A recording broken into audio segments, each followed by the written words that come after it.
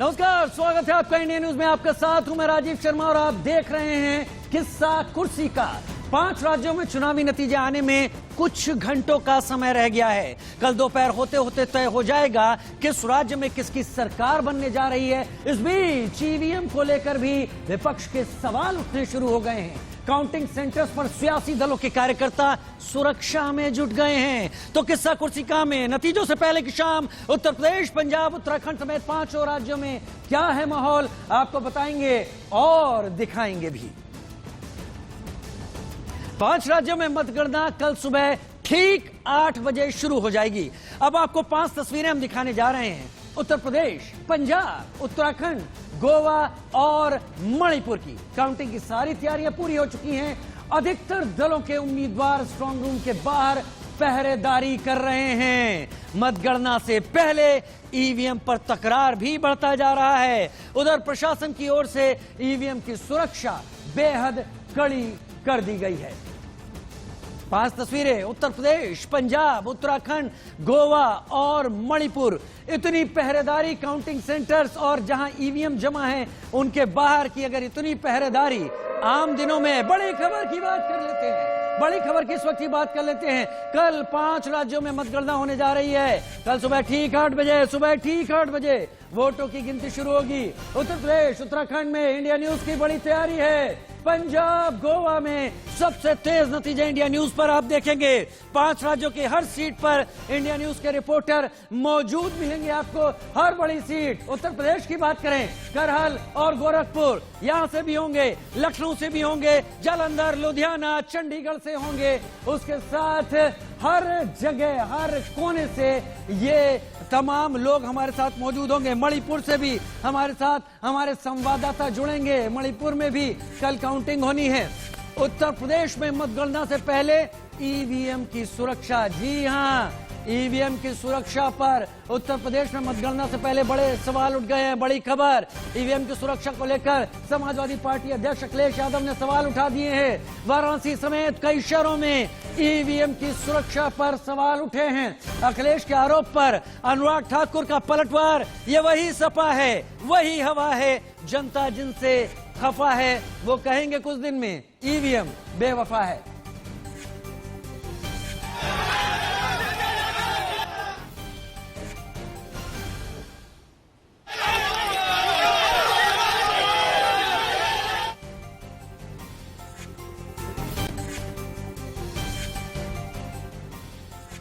कि बिना सिक्योरिटी, बिना इतने इंतजाम के ईवीएम जारी हैं। और ईवीएम्स के बारे में ये मानना है कि किसी भी वेयर हाउस में रखी हो या किसी भी स्ट्रांग रूम में रखी हो तो बिना प्रत्याशी के जानकारी के आप मूव नहीं कर सकते हैं। अगर आपको ईवीएम्स को मूव करना है तो कम से कम जो प्रत्याशी चुनाव लड़ रहे हैं उनकी जानकारी में होना चाहिए। और सोचिए, मुख्यमंत्री आवास से प्रमुख सचिव, मुख्यमंत्री जगह जगह फोन कर रहे हो और डीएम्स को बता रहे हो। ये घबरा गए उसी दिन जिस दिन अखबारों में कुछ जगह आया कि कहीं पार्क की सफाई हो रही है, कहीं घर की सफाई हो रही है। ये जो अखिलेश जी नई हवा है, नई सपा की बात करते हैं, आप 10 मार्च का इंतजार कीजिए। ये वही हवा है, वही सपा है, जनता जिनसे खफा है, मन बना लिया करना इनको दफा है। और 10 मार्च को अखिलेश यादव जी कहेंगे ईवीएम बहुत बेवफा है। और 10 मार्च का भी अखिलेश जी ने इंतजार नहीं किया। 10 मार्च को कहेंगे अखिलेश यादव ईवीएम बेवफा। अनुराग ठाकुर कह रहे थे, हम नहीं कह रहे हैं। लेकिन बड़ी खबर की बात करेंगे। ईवीएम पर अखिलेश यादव के बयान पर विवाद बढ़ता जा रहा है। आज बीजेपी नेताओं ने चुनाव आयोग से मुलाकात की। अखिलेश यादव की शिकायत की कि एक तरीके से कंफ्यूजन, भ्रम फैलाने की कोशिश कर रहे हैं। केंद्रीय मंत्री और उत्तर प्रदेश बीजेपी के प्रभारी धर्मेंद्र प्रधान, केंद्रीय मंत्री मुख्तार अब्बास नकवी, केंद्रीय मंत्री किशन रेड्डी ने चुनाव आयोग के अधिकारियों से मुलाकात की। उन तक ये बात पहुंचाई कि एक तरीके से कंफ्यूजन, भ्रम फैलाने की कोशिश है। मुलाकात के बाद धर्मेंद्र प्रधान ने कहा अखिलेश यादव हार के डर से बौखला गए हैं। अखिलेश जिस तरह की भाषा का इस्तेमाल कर रहे हैं वो लोकतंत्र के लिए खतरनाक है। यूपी चुनाव में निश्चित पराजय की भय से समाजवादी पार्टी के नेतृत्व पूर्व मुख्यमंत्री अखिलेश यादव जी हताश हो गए हैं, बौखलाए गए हैं। एक संवैधानिक पद में रहने की बावजूद आज भी वो स्वयं एमपी हैं। जिस भाषा का उन्होंने कल सार्वजनिक रूप में प्रयोग किया, आजादी की 75 साल के बाद हमारी संवैधानिक व्यवस्थाओं पे अनास्था प्रकट करना, ना केवल अनास्था प्रकट करना, उसको सबवर्ट करने का, उसको धक्का मारने का, उसको निंदा करने का, ध्वस्त करने का पूरा प्रयास किया। संवैधानिक प्रक्रियाओं पर सवाल उठाने का काम किया धर्मेंद्र प्रधान, ऐसा कह रहे थे। लेकिन बड़ी खबर आ गई है वाराणसी ईवीएम मामले पर एक्शन में चुनाव आयोग। ईसी ने वाराणसी के एडीएम एनके सिंह को सस्पेंड कर दिया है। अखिलेश यादव ने ईवीएम में गड़बड़ी के सवाल उठा दिए थे, उस पर एसडीएम एनके सिंह को सस्पेंड किया चुनाव आयोग ने। चुनाव आयोग एक्शन में है वाराणसी ईवीएम मामले को लेकर। बड़ी खबर इस वक्त की।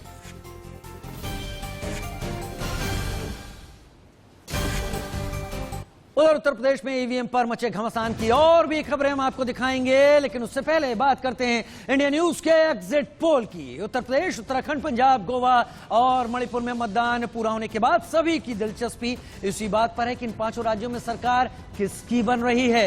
इंडिया न्यूज जन की बात एग्जिट पोल में अनुमान है कि उत्तर प्रदेश में, जी हां, उत्तर प्रदेश में फिर से बीजेपी की सरकार बन सकती है।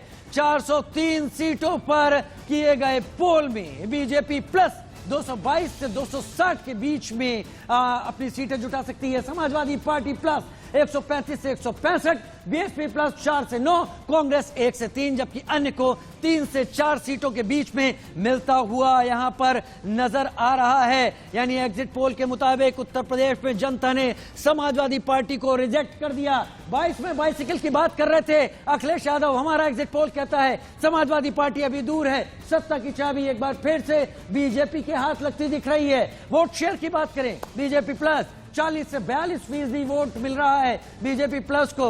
उसके बाद बात करते हैं समाजवादी पार्टी 34 से 36% के बीच, बीएसपी 13 से 16% के बीच, कांग्रेस 4 से 6%, जबकि अन्य को 4 से 5% वोट जाता हुआ दिख रहा है। 10 तारीख बहुत कुछ साफ हो पाएगा, बहुत कुछ पता चल पाएगा, लेकिन उससे पहले जो एग्जिट पोल हमारा वो इशारे यही दे रहा है। उधर उत्तराखंड की बात करें तो इंडिया न्यूज जन की बात एग्जिट पोल के मुताबिक वहां बीजेपी और कांग्रेस के बीच कांटे की टक्कर देखने को मिल रही है। 70 सीटों पर किए गए एग्जिट पोल में बीजेपी को 32 से 41 सीटें, कांग्रेस को 27 से 35 सीटें, आम आदमी पार्टी सिर्फ 1 सीट, लेकिन खाता खुल रहा है। बीएसपी को 1 सीट जबकि अन्य को 3 सीटें मिलती हुई दिख रही हैं। यानी देवभूमि में कड़े मुकाबले के बीच बीजेपी की वापसी की संभावना बनती दिख रही है। मुकाबला अभी भी कांटे का है, टक्कर का है। उधर उत्तर प्रदेश में 7 चरण के चुनाव समाप्त हो गए हैं। कल यानी 10 मार्च को मतगणना होनी है। काउंटिंग से पहले समाजवादी पार्टी ने ईवीएम में गड़बड़ी का मुद्दा उठा दिया। सपा ने बीजेपी पर ईवीएम में गड़बड़ी करने का आरोप लगाया और सपा कार्यकर्ता अब खुद ईवीएम की रखवाली में लग गए हैं। यूपी के चुनावी मैदान में उतरे प्रत्याशियों की किस्मत का फैसला बस सामने आने वाला है। जनता ने किसको विजयी चुना है और किसको नकार दिया है, ये बस कुछ समय में साफ होना शुरू हो जाएगा। मैं गाजियाबाद में मौजूद हूँ, गोविंदपुरम अनाज मंडी की आप तस्वीरें देख रहे हैं। ये देखिए, ये हॉल, इस तरह के 12 हॉल बनाए गए हैं। इस हॉल के ठीक पीछे अगर मैं आपको कोशिश करूं बताने की तो स्ट्रांग रूम है और सुबह 8 बजे से, गुरुवार की सुबह 8 बजे से जो मतगणना है वो शुरू हो जाएगी। उसके लिए चाक चौबंद सुरक्षा व्यवस्था की गई है। इन 12 हॉल्स में 84 टेबल हैं जहां पर मतगणना जो है वो शुरू होगी। ईवीएम में से फैसला बाहर आना शुरू होगा। सुरक्षा की हम बात कर रहे हैं तो आप देखिए, अनाज मंडी जहां पर हम मौजूद हैं, यहाँ पर अब किसी भी बाहरी व्यक्ति के प्रवेश पर पूरी तरह से रोक है। जिसके पास जो संबंधित आइडेंटिटी प्रूफ होगा, भारत निर्वाचन आयोग से बना हुआ इस तरह का प्रूफ होगा, जो अलग अलग मदों पर तैयार किया गया है। जैसे हम यहाँ पर जर्नलिस्ट के तौर पर आए हैं तो हमारे लिए इस तरह का एक कार्ड तैयार किया गया है, और जो इससे संबंधित अन्य लोग हैं उनके लिए भी इस तरह के जो कार्ड्स हैं वो तैयार किए गए हैं। तो वही लोग यहाँ पर आ सकते हैं। 250 कैमरे हैं जिनसे सुरक्षा व्यवस्था की जा रही है। अर्धसैनिक बल, सीआरपीएफ, बीएसएफ और पुलिस और पीएसी के जवान जो हैं वो यहाँ पर तैनात रहेंगे। हर व्यक्ति की जिम्मेदारी को सुनिश्चित कर दिया गया है कि उसे कौन सी जिम्मेदारी निभानी है। अधिकारी लगातार पहुंच रहे हैं, जायजा ले रहे हैं। इसके अलावा प्रत्याशी भी लगातार पहुंच रहे हैं और उनके साथ जो जितने लोग अलाउ किए गए हैं वो ही यहाँ पर मौजूद रह सकते हैं। जहां मैं मौजूद हूं गोविंदपुरम इलाके में, इस अनाज मंडी से करीब 3 किलोमीटर के दायरे में, यानी सीधी तरफ सड़क पर और दूसरी तरफ अगर लेफ्ट साइड की बात करें तो दोनों तरफ 3-3 किलोमीटर पर बैरिकेड किया गया है। ट्रैफिक जो है वो भी डाइवर्ट रखा जाएगा, इस स्थल पर नहीं आने दिया जाएगा। विजय जुलूस पर पूरी तरह से रोके जो तमाम दिशा निर्देश जो हैं वो दे दिए गए हैं ताकि जो मतगणना है वो पूरी तरह से शांतिपूर्ण तरीके से निपट पाए। अधिकारी आसमान से लेकर जमीन तक नजर रख रहे हैं क्योंकि ड्रोन कैमरों की संख्या भी बढ़ाई गई है। गाजियाबाद से जतिन गोस्वामी, इंडिया न्यूज। आसमान से लेकर जमीन तक निगरानी हो रही है उन ईवीएम की जिनके अंदर मत हैं लोगों के। इतनी सुरक्षा अगर आम आदमी की भी सरकारें कर लेती तो सड़कों पर हालात बदले हुए नजर आते। लेकिन बात चुनाव की है तो अब रुख कर लेते हैं पंजाब का। पंजाब में भगवंत मान सीएम बन सकते हैं। इंडिया न्यूज जन की बात के एग्जिट पोल के मुताबिक राज्य में आम आदमी पार्टी की प्रचंड बहुमत से सरकार बन रही है। 117 सीटों पर हुए पोल में आम आदमी पार्टी को 60 से 84 सीटें मिल रही हैं। जी हां, 60 से 84 सीटें आम आदमी पार्टी सबसे आगे। ये दिख रहा होगा भगवंत मान का चेहरा, यानी वहां कांग्रेस के साथ कांग्रेस के हाथ से एक और राज्य अब निकल सकता है। सर्वे में कांग्रेस को 18 से 31, शिरोमणि अकाली दल यानी सैट को 12 से 19, जबकि बीजेपी प्लस यानी बीजेपी के साथ अमरिंदर सिंह की पार्टी है 3 से 7 के बीच में सीटें इन्हें मिलती हुई दिखाई पड़ रही हैं। आम आदमी की झाड़ू ने एक लंबा स्वीप मारने की तैयारी पंजाब में की हुई है। मेरे साथ कई खास मेरे संवाददाता जुड़ रहे हैं जानकारियों के साथ। रवि कुमार लखनऊ से मेरे साथ जुड़ रहे हैं, रोहित मेरे साथ देहरादून से जुड़ रहे हैं, अंकुश जायसवाल मेरे साथ गोवा से जुड़ रहे हैं और जजबीर मेरे साथ जुड़ रहे हैं अमृतसर से। सबसे पहले रवि, आपका रुख कर लेते हैं। क्या तैयारियां हैं लखनऊ में और प्रदेश में? क्या ऐसा हो सकता है कि पहली बार कोई सरकार जो 2017 में मेजॉरिटी से बनी थी वो एक बार फिर मेजॉरिटी के साथ आने की तैयारी कर रही है? कि क्या आपको राजनीतिक सर्किल में सुनाई पड़ रहा है? साथ ही ये भी बताएं तैयारियां क्या है वोटों की काउंटिंग की? देखिए, सुबह 8 बजे से काउंटिंग शुरू होगी और अम्बाबाई स्थल पर इसकी पूरी तैयारी की गई है। 9 विधानसभा जो सीटें हैं लखनऊ की, उसके लिए काउंटिंग यहाँ पर सुबह 8 बजे शुरू की जाएगी। और साफ तौर पे आपको बता दें सुरक्षा व्यवस्था के चाक चौबंद इंतजाम रहेंगे। और उसके अलावा अगर बात करें तो पूरे उत्तर प्रदेश में सुरक्षा व्यवस्था के चाक चौबंद इंतजाम किए गए हैं। और अगर बात करें एडीजी लॉ एंड ऑर्डर की तरफ से साफ निर्देश किए गए, जहां भी हुड़दंग या कहीं व्यवस्था फैलाने की कोशिश अगर की जाती है तो वहां पर पुलिस की तरफ से सख्त कार्रवाई की जाएगी। यानी कि सभी संवेदनशील इलाकों पर पुलिस की नजर रहेगी, बाकायदा वीडियोग्राफी भी कराए जाने के निर्देश दिए गए हैं। यानी कि पारदर्शिता के तौर पर ही जो मतगणना है वो कराई जाए और किसी को भी शिकायत का मौका न मिले, इसको ध्यान में रखते हुए मतगणना है वो सुबह 8 बजे शुरू होगी। हालांकि उत्सुकता जरूर बनी हुई क्योंकि उत्तर प्रदेश की 403 विधानसभा सीटों पर जो प्रत्याशी लड़ रहे हैं उनके भाग्य का फैसला कल होना है। यानी सुबह 8 बजे काउंटिंग शुरू होगी। उसके बाद धीरे धीरे जैसे जैसे जो नतीजे हैं वो सामने आएंगे और ये पता चलेगा कि किसकी सरकार उत्तर प्रदेश में एक बार फिर से बनने वाली है। किसकी सरकार उत्तर प्रदेश में एक बार फिर से बनने वाली है कल ही पता चलेगा। लेकिन राजनीतिक सर्किल में बहुत सारी बातें होती दिख रही हैं रवि, और प्रशासन तैयारी करके बैठा हुआ है क्योंकि बनारस से जो इश्यू आया है जिसको समाजवादी पार्टी के अध्यक्ष अखिलेश यादव ने उठाया, उसको लेकर प्रशासन पूरे प्रदेश में चाक चौबंद हो गया है। इस वक्त मैं रुख कर लेता हूं, इस वक्त जजबीर अमृतसर आपका कर लेता हूं क्योंकि ये दूसरा राज्य है जो हमारे एग्जिट पोल के मुताबिक एक ऐसी सरकार दे रहा है जहां पर पूरी ताकत के साथ एक पार्टी सरकार बनाती हुई हमारे एग्जिट पोल में देख रही है। आपसे भी बात कर लेते हैं, क्या तैयारी है वहां पर मतगणना की, काउंटिंग की, और यह भी बताएं कि राजनीतिक सर्किल में कल होने वाली काउंटिंग को लेकर क्या कुछ बातें चल रही हैं इस वक्त?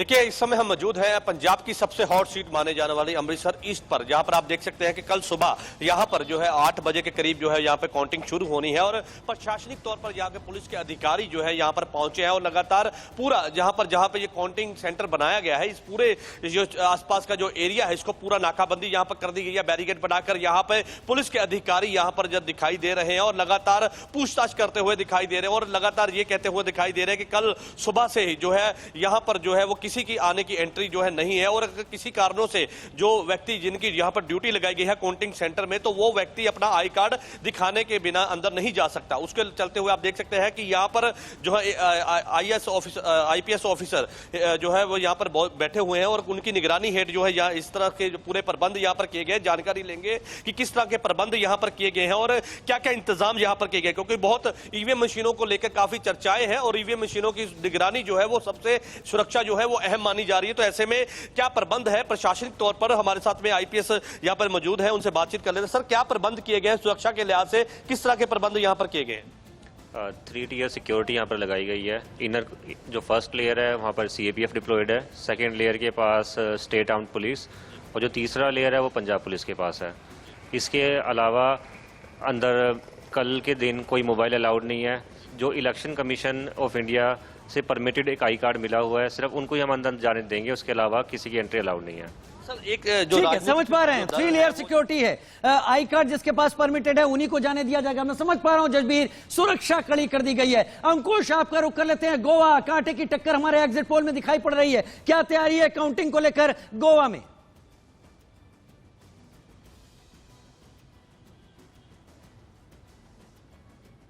छोटा राज्य है, करीब 40 सीटें यहाँ पर है जिसकी मतगणना कल होनी है। 2 काउंटिंग सेंटर बनाए गए हैं, एक नॉर्थ गोवा में, एक साउथ गोवा में। अगर नॉर्थ गोवा की बात करें तो गवर्नमेंट पॉलिटेक्निक करके कॉलेज है, वहाँ पर नॉर्थ गोवा के लिए काउंटिंग सेंटर बनाए गए हैं जिसमें करीब 19 सीटों की मतगणना होनी है। साउथ गोवा की बात करें तो साउथ गोवा में दामोदर कॉलेज ऑफ कॉमर्स है जहाँ पर काउंटिंग सेंटर बनाए गए हैं, जहाँ पे 21 सीटों की मतगणना होनी है। सुरक्षा की बात करें तो यहाँ पे अन्य राज्यों की तरह यहाँ पे भी काफी कड़ी सुरक्षा प्रबंध किए गए। 3 लेयर सिक्योरिटी है। जो बाहर प्रीमाइसेस है, कैंपस है काउंटिंग सेंटर का, उससे लोकल पुलिस मैनेज करेगी, लेकिन अंदर की जो प्रीमाइसेस है और काउंटिंग सेंटर है उसमें पैरामिलिट्री फोर्स और केंद्रीय जो सुरक्षा बल है उसे काउंटिंग करेंगे। और जो तमाम जो प्रोटोकॉल है उसको फॉलो किया जाएगा, जैसे कि पोलिंग एजेंट अगर नियुक्त किए गए हैं तो उसको कोविड का नियम फॉलो करना पड़ेगा, उसे डबल डोज वैक्सीन देने पड़ेंगे। मतगणना सेंटर में किसी भी प्रकार के मोबाइल ले जाने की इजाजत नहीं होगी। तो कुल प्रकार की इस तरीके से तैयारी की गई है। इस तरह की तैयारी की गई, करीब करीब एक जैसी तैयारी हर कहीं दिख रही है। ये जरूर है कि काउंटिंग सेंटर की संख्या कम ज्यादा है, जैसे गोवा में 2 ही जगह ये काउंटिंग होगी। मैं रोहित आपका रुख कर लेते हूं, उत्तराखंड से आप हैं और गोवा के साथ साथ उत्तराखंड भी इन चुनाव में वो राज्य है जहां पर हमारा एग्जिट पोल बताता है कि टक्कर कांटे की है। क्या तनाव की स्थिति सभी पार्टियों के कार्यकर्ताओं में उत्तराखंड में भी दिख रही है? क्या उत्तर प्रदेश की तरह पार्टियों के कार्यकर्ता काउंटिंग सेंटर के बाहर पहरेदारी में भी लग गए हैं? क्या स्थिति है उत्तराखंड में?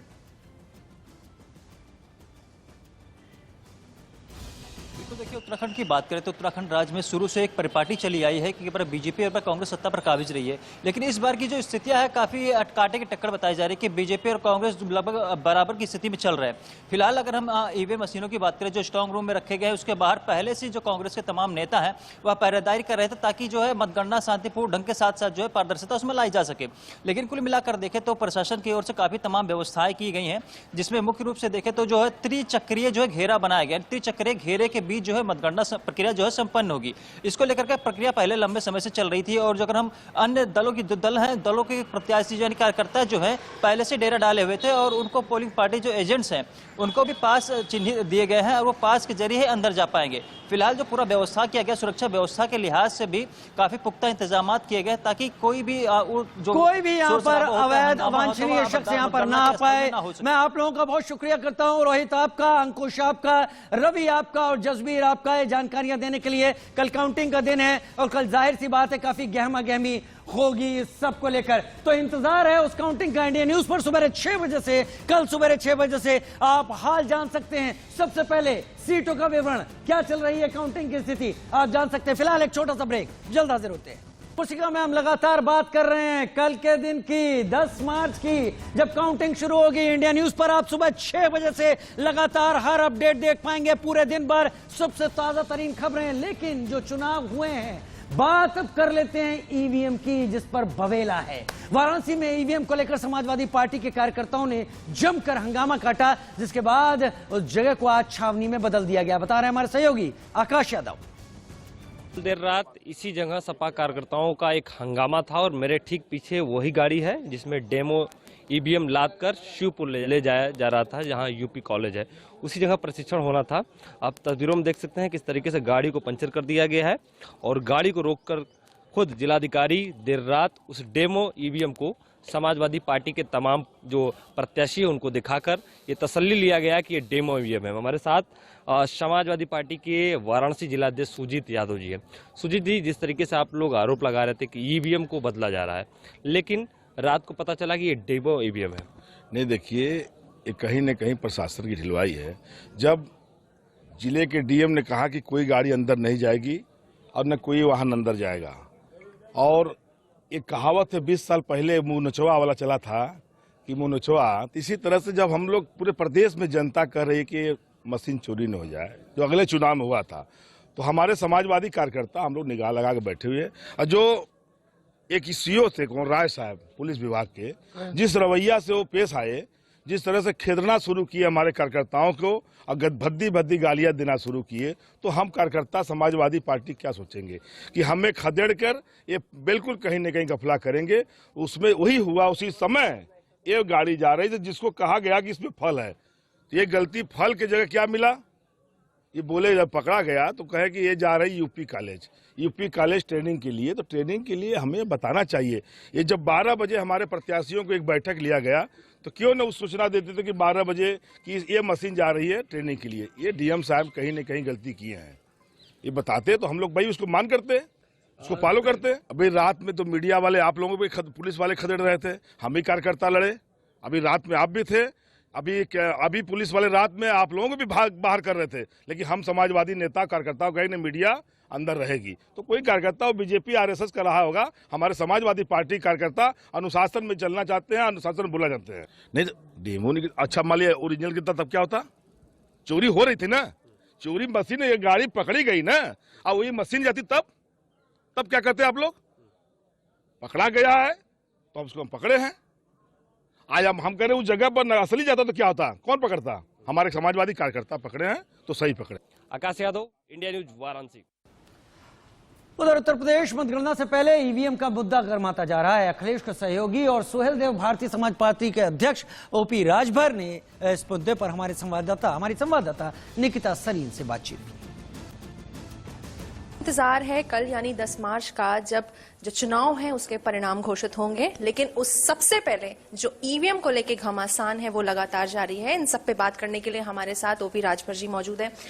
राजभर जी, क्या है ये आप और लगातार आपके बेटे दावा कर रहे हैं, वाराणसी में भी ईवीएम को लेकर तमाम बातें हो रही हैं, क्या कुछ दिक्कत हो गई है इसमें अब इस पॉइंट ऑफ टाइम पर? देखिए, दिक्कत जो चुनाव आयोग की गाइडलाइंस है उसका पालन जिलाधिकारी बनारस ने नहीं किया। स्ट्रांग रूम के आसपास या स्ट्रांग रूम से कोई भी ईवीएम एक स्थान से दूसरे स्थान पे अगर ले जाना है तो वहां के चुनाव लड़ने वाले उम्मीदवार प्रत्याशी को और पार्टी के जिलाध्यक्ष को और उस गाड़ी को जिस साधन से आप ले जा रहे हो उसकी पूरी सिक्योरिटी के साथ ले जाना है।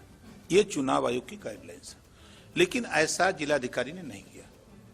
वहां उन्होंने एक पिकअप पे गाड़ी लदवा दी, ईवीएम मशीन लदवा दी और बोरा से तोपवा दिया। और जब वो वहां पहले से हमारे गठबंधन के लोग अपनी तैयारी की, यहाँ कोई गड़बड़ी न हो, उससे वहां पहले से बैठे हुए लोग थे। जब गाड़ी निकली तो लोगों ने ड्राइवर से पूछा कहाँ जा रहे हो, तो ड्राइवर ने कहा सब्जी ले जा रहे हैं। तो ड्राइवर ने जब कहा सब्जी ले जा रहे हैं तो पीछे से 2 लड़के चढ़ गए और तब तक वो बोरा हटा दिए, तब देख रहे हैं तो नीचे ईवीएम, तो हल्ला करने लगे। तो ये गलती जो डीएम ने किया, इस नाते शंका उठना स्वाभाविक है। तो उस बात को हम लोगों ने प्रेस वार्ता करके इस बात को बताया कि डीएम ने या कमिश्नर ने चुनाव आयोग की गाइडलाइंस का पालन नहीं किया। इससे शक होता है, शंका होती है कि ये कुछ भी कर सकते हैं, क्योंकि पंचायत चुनाव में यही डीएम, यही कमिश्नर, यही एसपी, इन लोगों ने जिस तरह प्रमुखी के चुनाव में, चेयरमैनी के चुनाव में जिस तरह इन लोगों ने गुंडई किया, धांधली किया, चीरहरण तक कर दिया, पर्चे फाड़ दिए गए, तो इससे स्वाभाविक है कि शंका होना स्वाभाविक है। उधर उत्तर प्रदेश में ईवीएम की सुरक्षा में एसपी कार्यकर्ता लग गए हैं। गाजियाबाद से समाजवादी पार्टी के उम्मीदवार विशाल वर्मा से बात की हमारे सहयोगी जतिन गोस्वामी ने। गाजियाबाद में मतगणना स्थल की एक तस्वीर हम आपको दिखा रहे हैं। हमारे साथ सपा के जो गाजियाबाद शहर सीट के प्रत्याशी हैं विशाल जी, वो मौजूद हैं, और सपा से जो महानगर अध्यक्ष हैं वो मौजूद हैं। एक बात आपको बता दें, सपा ने अपने कुछ निजी कैमरे भी यहाँ आसपास लगवाए हैं। उसकी वजह क्या है, सीधे पहले विशाल जी से पूछ लेते हैं। आपने बताया कि कुछ कैमरे आपने पर्सनल भी लगवाए हैं समाजवादी पार्टी ने, तो उसकी क्या वजह नजर आई? उसकी एक मेन वजह है कि बीच में कुछ समय के लिए इन्होंने अपने हमारा जो कंप्यूटर टीवी लगा था कंट्रोल रूम, वो बंद कर दिया था। तो हमें पता लगा, तो हमें जवाब दिया गया कि रिट्रीट के लिए किया गया है। दूसरी बार बंद किया गया तो हमें बताया गया कि 6 टेराबाइट की हार्ड डिस्क थी, वो कम पड़ गई, इसलिए दूसरी बढ़ा गई। तो हमें इनकी मंशा समझ में नहीं आई, तो इसीलिए हमने पास बिल्डिंग में जो हमारे लोग रहते हैं उनके घर में अपने कैमरे लगवाए, ताकि स्थिति से हम वाकिफ रहें, क्या एक्चुअल में है वो पता रहे। अब बस रिजल्ट आने शुरू होने में बस कुछ वक्त रह गया है, तो ये भी सवाल मेरा है आपसे कि क्या धड़कनें तेज हैं बतौर प्रत्याशी? क्या मैंने बताया आपको, धड़कनें बिल्कुल सामान्य है, क्योंकि हम जीत रहे हैं। उत्तर प्रदेश में लहर है राष्ट्रीय अध्यक्ष अखिलेश यादव जी की, विकास की बातें हैं, विकास का कार्य होगा। देखिए हमारे जिले के अध्यक्ष हैं राशिद जी, वो भी हैं, तो हम धड़कनें कोई तेज नहीं। गाजियाबाद की जनता भरपूर वोटों से जिताकर हमें भेज रही है। जैसा कि हम आपको गाजियाबाद में गोविंदपुरम अनाज मंडी की तस्वीरें दिखा रहे हैं, मतगणना स्थल है ये। यहाँ पर तमाम जो प्रत्याशी भी पहुंच रहे हैं, तो उनसे भी बात हम करने की कोशिश कर रहे हैं। हमारे साथ बीजेपी से साहिबाबाद के प्रत्याशी मौजूद हैं, जो मौजूदा विधायक भी रहे हैं, उनसे बात कर लेते हैं। धड़कनें बहुत तेज होंगी, बस कुछ घंटे का वक्त है। नहीं, धड़कन बिल्कुल ठीक है, सामान्य है, और हम भारी मतों से चुनाव जीतेंगे। आज मैं आया था कि कल क्या व्यवस्थाएं हैं, सुबह कोई किसी को दिक्कत ना हो, तो हम एजेंट अपने जो मतगणना अभिकर्ता हैं उनको पहले ही अवगत करा दें कि भाई इस व्यवस्था में रहना है, कि देखने के लिए मैं आया हूं। बाकी धड़कन बिल्कुल सामान्य है। उधर समाजवादी पार्टी सुप्रीमो अखिलेश यादव के निर्देश के बाद समाजवादी पार्टी के नेता मतगणना स्थल पर पहुंच गए और मतगणना स्थल के चप्पे चप्पे पर नजर बनाए हुए हैं। इंडिया न्यूज संवाददाता सुशील कुमार की ground report. Supremo Akhilesh Yadav के निर्देश के बाद आप देखेंगे कि विश्वविद्यालय के जो स्ट्रांग रूम बनाया गया है उसके बाहर समाजवादी पार्टी के जो नेता हैं या जो कार्यकर्ता हैं वो पूरी तरीके से मोर्चा संभाले हुए हैं। यानी अगर विश्वविद्यालय के 3 गेट है तो तीनों गेट पे अलग अलग टुकड़ियों में बट करके ये लोग मोर्चा संभाले हुए हैं और एक एक गाड़ियों को चेक कर रहे हैं, एक एक गाड़ियों को चेक कर रहे हैं बाकायदे। जो है ये जो चाहे फिर वो नगर निगम की कूड़ा उठाने वाली गाड़ी हो या फिर कोई 4 पहिया वाहन हो या फिर कोई भी गाड़ी हो, एक एक गाड़ियों को चेक किया जा रहा है। और बाकायदे एक एक गाड़ी को इसलिए चेक कर रहे हैं कि कोई भी ऐसा तो नहीं कि कोई ईवीएम लेकर के अंदर जा रहा हो या बाहर आ रहा हो, इस तरह के हालात हैं। और आप देखेंगे कि लगातार प्रशासन भी, अमला भी जो है पूरी तरीके से लगा हुआ है और यहाँ पे समाजवादी पार्टी के एक एक जो नेता हैं, कार्यकर्ता हैं, वो पूरी तरीके से गेट पे मुस्तैदी के एक साथ खड़े हुए हैं और बाकायदे चप्पे चप्पे पे पैनी नजर बनाए हुए हैं। कुछ नेता हमारे साथ मौजूद हैं, इनसे ही हम बात कर लेते हैं। किस तरह का निर्देश आप लोग को दिया गया और आप लोग क्यों जमे हुए हैं गेट के बाहर? राष्ट्रीय अध्यक्ष जी के निर्देशानुसार समाजवादी पार्टी के सभी कार्यकर्ता कल रात से ही यहाँ डटे हुए हैं, जमे हुए हैं कि किसी तरीके की इनकी जो चालाकी है जो अन्य जिलों में देखने को मिली है। बनारस से जो सबसे बड़ी खबर आई, जो ट्रक में भरा ईवीएम पकड़ा गया, तब से पूरे समाजवादियों ने ठान लिया है कि जब तक गिनती नहीं हो जाएगी तब तक यहाँ से अपने कदम को हटाने वाले लोग। अभी काउंट होना शुरू नहीं हुआ है, सारी चीजें अभी शुरू नहीं हुई हैं। इससे पहले ईवीएम के ऊपर एक बड़ा सवाल उठाया जाना भी शुरू कर दिया गया है। उधर समाजवादी पार्टी के ईवीएम के ऊपर जो तमाम सवाल उठ रहे हैं, उन सब के बीच नतीजों से पहले बीजेपी क्या तैयारी कर रही है, बीजेपी नेता ब्रजेश पाठक से बात की सहयोगी राकेश कुमार सिंह ने। देखिए, उत्तर प्रदेश को लेकर सबकी निगाहें टिकी हुई हैं कि आखिरकार उत्तर प्रदेश विधानसभा चुनाव 2022 का आखिरकार ताज किसे मिलेगा। हमारे साथ बातचीत करने के लिए योगी सरकार में वरिष्ठ मंत्री ब्रजेश पाठक जी हैं, जो कि लखनऊ से जो हैं यहाँ पर चुनाव लड़ रहे हैं और यहाँ पर देख सकते हैं कि ये खुश नजर आ रहे हैं। क्या ब्रजेश जी?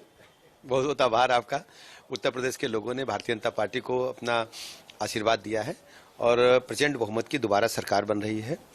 और कल जब रुझान हमने टेलीविज़न चैनलों पे देखे तो ये मैं कह सकता हूँ कि कि आदरणीय प्रधानमंत्री नरेंद्र मोदी जी की जो गरीब कल्याण की योजनाएं थी उन पर उत्तर प्रदेश के लोगों ने जाति धर्म संप्रदाय से ऊपर उठ करके पार्टी लाइन को तोड़ करके कमल का बटन दबाया है।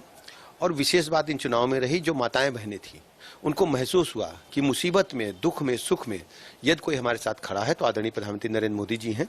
कोरोना महामारी के दौरान सभी बहनों के खाते में डायरेक्ट मनी ट्रांसफर किया, उनके जनधन खातों में पैसे ट्रांसफर किया। यही विपक्ष था, जनधन खातों का मजाक उड़ा रहा था, लेकिन मोदी जी ने मुसीबत में उनके साथ खड़े हुए, उनको महीने में 2 बार राशन उपलब्ध कराया। आज मैं कह सकता हूं दावे के साथ उत्तर प्रदेश में 100% लोगों को वैक्सीनेशन किया जा चुका है, वैक्सीनेट हो चुके हैं लोग। आज लोग महसूस कर रहे हैं कि एक ऐसा अभिभावक हम सबको मिला है जो हमारे सुख दुख में रहता है। और आपको बता दें, इस बीच कल सुबह 6 बजे से इंडिया न्यूज लगातार लाइव रहेगा। 8 बजे से काउंटिंग शुरू होगी। सबसे तेज नतीजे इंडिया न्यूज पर, हर एक सीट का रुझान, हर एक सीट का जो फैसला निकलता जाएगा आप तक पहुंचाएंगे। इस बीच समाजवादी पार्टी के ईवीएम पर आरोपों के बीच सुल्तानपुर में ईवीएम मशीनों को एसएसबी जवानों और यूपी पुलिस की निगरानी में रख दिया गया। देखिए ग्राउंड जीरो से इंडिया न्यूज की खास रिपोर्ट। और मैं इस समय मौजूद हूँ अमहट स्थित कृषि उत्पादन मंडी समिति के सामने, जहाँ पर ये मतगणना को लेकर के आप ये देख रहे हैं, ये गेट है जहाँ पर ये सुरक्षा कर्मी बाकायदा तैनात है। बीती रात ईवीएम की सुरक्षा को लेकर के जो अफवाहें उड़ी उसको लेकर के यहाँ पर राष्ट्रीय पार्टी के कुछ समर्थक यहाँ मौजूद हैं। मैं उनसे जानना चाहूंगा कि वो किस तरह से निगरानी कर रहे हैं। और हमारे राष्ट्रीय अध्यक्ष जी का ये आदेश है कि जब तक गिनती पूर्ण न हो जाए, जब तक प्रमाण पत्र मतलब जो है ना ले लिया जाए, तब तक ईवीएम की रखवाली की जाए। हम लोग यहाँ जो सोशल मीडिया पर तमाम न्यूज चल रही है, इसलिए हम लोग का निगरानी और राष्ट्रीय अध्यक्ष जी के दिशा निर्देश है कि आप जब तक गिनती चालू न हो जाए तब तक रातों दिन निगरानी रखिए। उधर उत्तर प्रदेश के अलीगढ़ की बात करें, यहां भी ईवीएम की सुरक्षा को लेकर कड़े इंतजाम किए जा रहे हैं। ज्यादा जानकारी इंडिया न्यूज संवाददाता मोहित गुप्त के जरिए।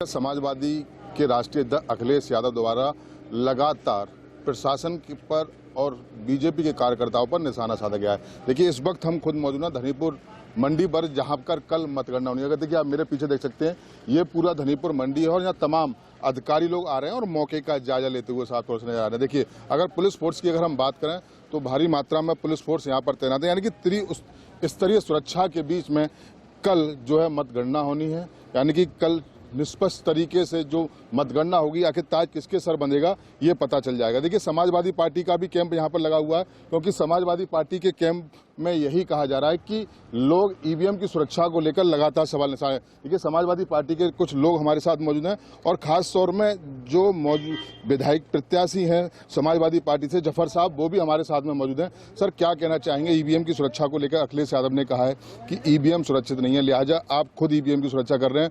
रात बिरात ये भी बोल दिया है कि मोबाइल लेके रिकॉर्डिंग करें, कोई भी गाड़ी जाए तो उन्हें चेक करें। किस नजरिए से देखते हैं आप इस चीज को लेकर? ये देखिए जो जमीन पे हो रहा है, डीएम साहब से बात कर तो वो कहती है नहीं हमने तो फुल प्रूफ अपने सिस्टम कर रखे हैं।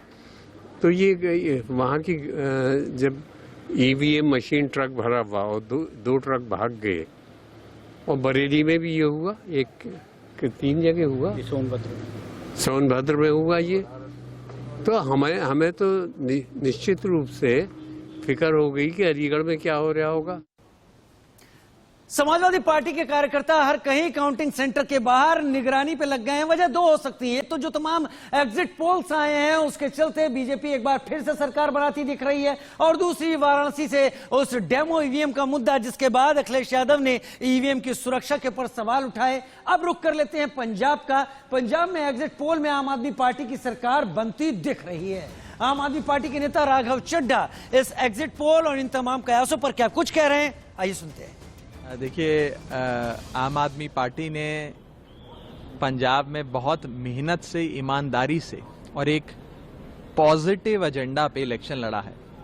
पंजाब की आवाम के सामने एक मॉडल ऑफ गवर्नेंस की बात रखी, और हमारा ये विश्वास है कि ये चुनाव बदलाव का चुनाव है, और पंजाब के लोगों ने अरविंद केजरीवाल जी, भगवंत मान साहब की जोड़ी को गले लगाने का मन बना लिया है, भगवंत मान साहब को मुख्यमंत्री बनाने का मन बना लिया है, और कहीं ना कहीं जो लोगों के मन में नफरत और नाराजगी थी शिरोमणि अकाली दल से, कांग्रेस पार्टी से, जिन लोगों ने पंजाब को लूटा। क्योंकि कल ईवीएम खुलने वाली है, लिहाजा यह सलाह दी जा रही है कि जुबानी जमा खर्च थोड़ा कम कीजिए, कल सब कुछ साफ हो जाएगा। पंजाब में आम आदमी पार्टी की सरकार बनाने की पूरी तैयारी में है। पंजाब में आपका सीएम उम्मीदवार भगवंत मान क्या कह रहे हैं, सुनते हैं। यह आज भी 23 साल का है। हम तो 23 बहुत भगत सिंह से डबल जिंदगी जी बैठे हैं, तो हमें कुछ करना चाहिए देश के लिए। भगत सिंह की दोबारा उड़ीक नहीं करनी चाहिए, इंतजार नहीं करना चाहिए कि भगत सिंह दोबारा आएगा फिर हमें इन काले अंग्रेजों से मुक्ति दिलवाएगा। तो हम तो इनके मुरीद हैं, सब काम करेंगे। जितनी गारंटियां दी उन गारंटियों को 4-5 से मल्टीप्लाई कर ले। उधर नतीजों से पहले पंजाब कांग्रेस में हलचल तेज है। पंजाब में कांग्रेस की क्या रणनीति होगी, इसे लेकर नेताओं की बैठक जारी है। मुख्यमंत्री चरणजीत सिंह चन्नी से मिलने के लिए पंजाब के मंत्री भारत भूषण आशु उनके निवास स्थान पर पहुंचे। तस्वीरें आप देख रहे हैं टीवी स्क्रीन पर।